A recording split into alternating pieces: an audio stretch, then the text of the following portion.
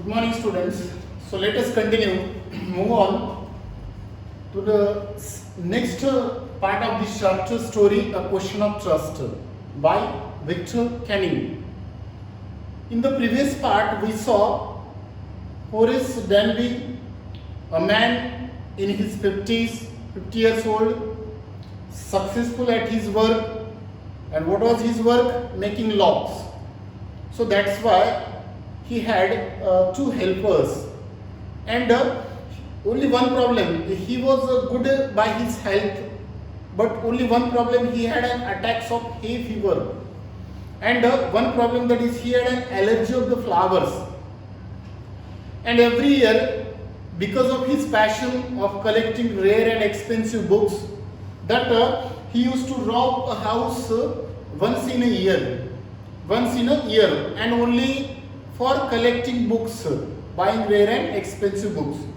And this year also, that he was looking for such a house, which he found at Shotover Grange. The owner of the house, that he was living in London, the family, only the servants, two servants, plus how many rooms, wives, garden, the dog, each and every information that he collected, and he entered the house. Because he wanted to buy some books this autumn, some rare or some good books that coming in the sale, 3 books which he wanted to buy. So that's why he decided to rob the house. When he entered the house that night, when servants were gone, that they went to watch movies, the servants, and he had seen the key had been hung there on the wall outside. He entered the house, First of all, he encountered a dog named Sherry. He called the dog by his name, so that's why it remained quiet. Directly that he went into the room where the safe had been kept, the drawing room, and behind the poor painting was there. Behind that poor painting, he noticed, he knew that the safe was behind that poor painting. After that, he noticed one more thing. That is, one a bunch of flower was had been kept on the table, a bunch of flower.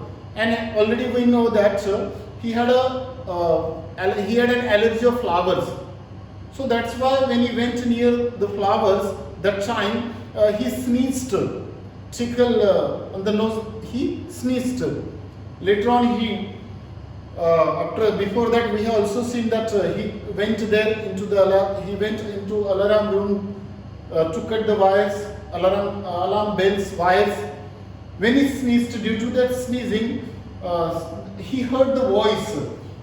After that, he heard a voice after sneezing, and the voice asked him, it means, do you have any problem, sneezing problem? It could be cured. The voice said that definitely the voice told that he could cure the disease or the sneezing, this problem. That if we find out that plant something, that it could cure your problem sneezing, the voice said. When he looked at the window, that whose voice, that time he noticed that one lady, one pretty young lady was stood in the doorway. Who noticed? Horace noticed a young pretty lady stood on the doorway, and along with her the dog named Sherry, who was rubbing against the lady.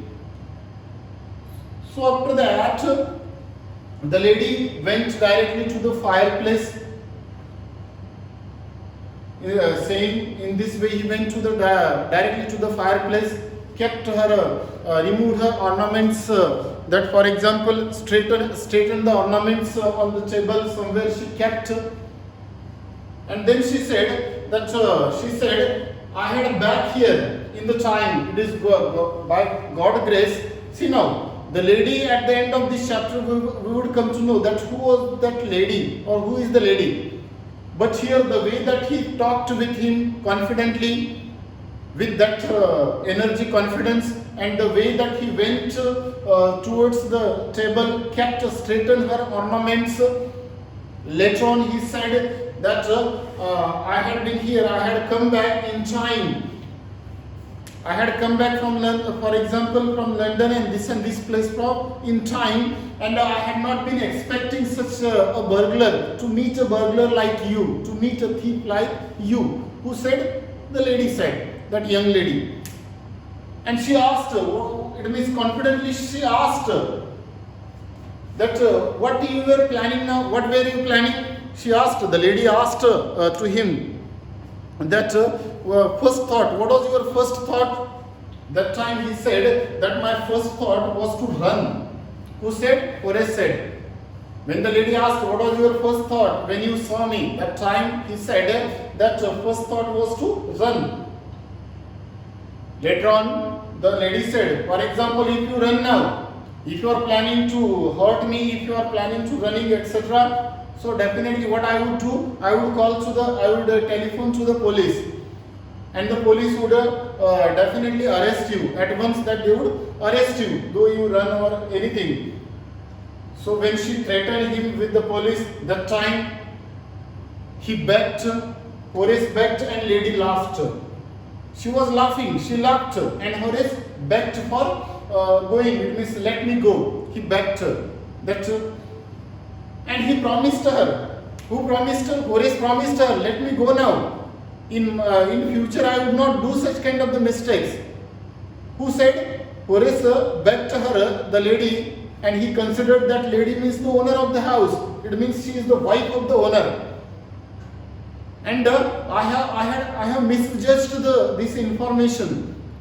I am mistaken that I have not collected proper information, and so definitely the lady is the owner of the house. It means she is the wife of the owner of that house. He misjudged her, and he promised her that let me go now. I promise you that I will not commit such a mistake, such a burglary again, such a robbery.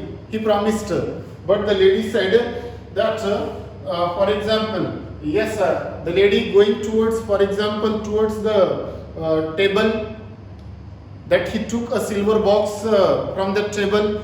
She picked up a silver box from the table and took a cigarette from that box. The way she went towards box, the way she took away that silver box, he kept on the table, took away a cigarette. By that manner, it means, in a very relaxed manner, she did each and everything. And she was looking for that instruments there for the lighter to light a cigarette.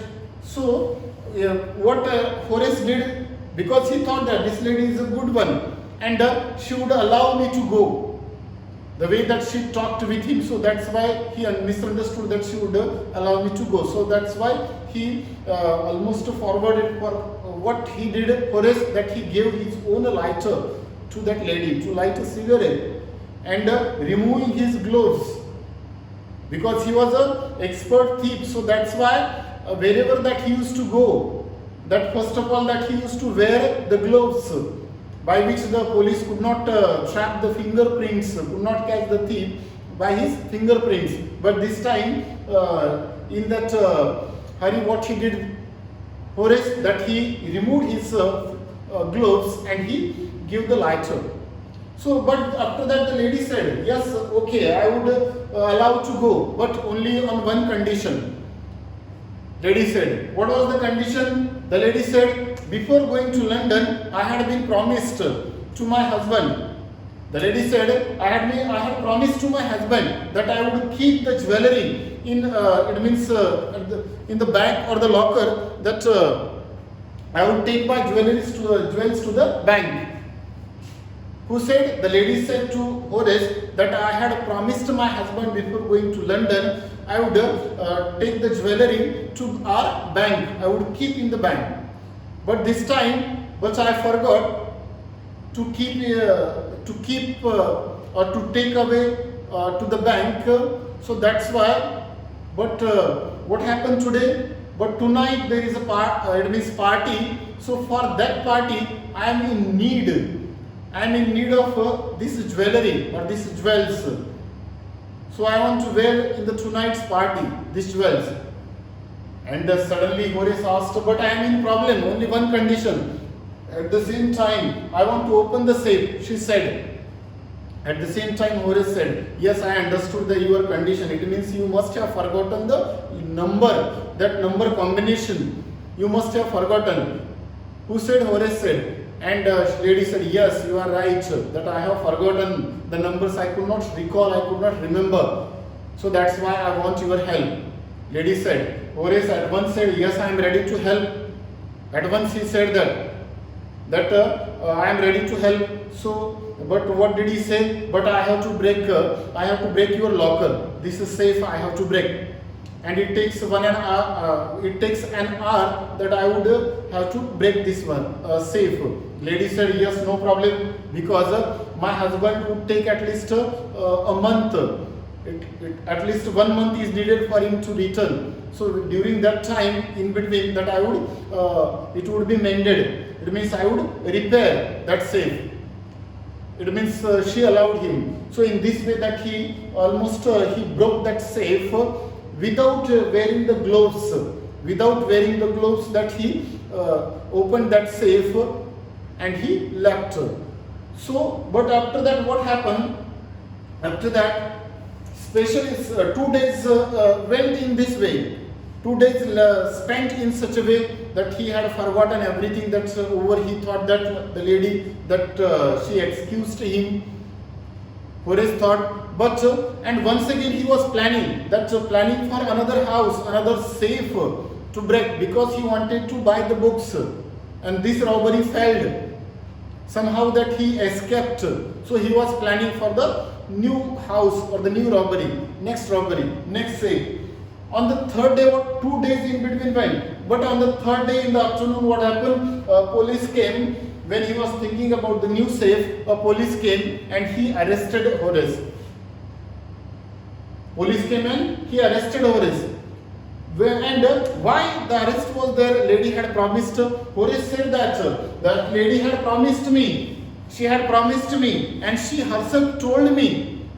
He said to the police. He told the police, Horace, that the lady or the owner of the house, the wife of that owner of the house, she had told me to break that safe. She had promised me. She herself told that because she was in the need of the jewelry, she had forgotten the number. But here, when police presented the actual owner or the wife of that owner's husband, that time the lady said that Horace was talking nonsense. She was 60 years old lady, actual owner of the house. She was 60-year-old, having the grey hair in this way. And she said to the police, no, that he was making nonsense. Who said? Actual owner, that actual lady or the wife of that owner. She said, that time Horace understood that definitely that lady whom I met in that house, definitely she belongs to my profession. She was also a thief who outwitted me, who deceived me. And police had found his fingerprints, because without gloves that he it means he broke that safe. He broke that safe, so that's why across the room police found his fingerprints, and because of the fingerprints police arrested him. So this is the actual condition. And at last that he understood that pretty young lady, that definitely that lady means a thief. She also belongs to my profession.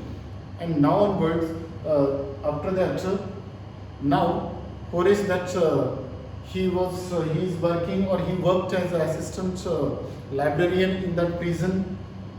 And whenever the people used to talk about honor among the thieves, that time he used to become angry there. Honor among thieves. So that's why there is a question mark, and the title of our chapter is a question of trust. So that's why whenever somebody after that used to talk about the honor among the thieves or the trust, especially for the thieves, that he used to become angry, that he could not believe, because that lady who was also a thief, that she deceived him. So that's why. So this is what, in short, the story, the way that the lady deceived him, that man. If we look at the theme of this chapter or the mistakes which are committed by Horace, committed definitely, Horace was clever, though he planned each and everything before a robbery that he planned, before the theft he planned, but he could not gather the real information of the members of the family. For example, if he had been known the real members of the family, so definitely the mistakes could not have happened in such a way. But here he was unaware about the faces of the members. He didn't know that how that actual owner or the wife of that owners, that how she looked. So that's why it means he could not. He was clever, but the lady was cleverer. This is one more thing. He could not gather the complete information along with the faces of the members of the family, everything. So that's why. And one more thing, the mistakes that he did without gloves, that he broke the safe without wearing gloves. The major mistake that he did. Second thing, and we cannot judge this man. We cannot say that he was an honest fellow. He was not it means doing the robbery for the sake of money or anything else. He robbed the people, and that is once a year, and for the sake of buying rare and expensive books. But after all, we cannot justify his acts. Why? Because after all, crime is a crime. He was a criminal, he was a thief. So that's why we cannot judge we cannot justify his behavior. Though he was it means he robbed the people for the sake of books, but we cannot justify. Next, had a faith, honor among the thieves. He could not believe now that it means there is a faith among the thieves or the honor among the thieves. No, not possible. And if we talk about that lady, really that was a smart lady.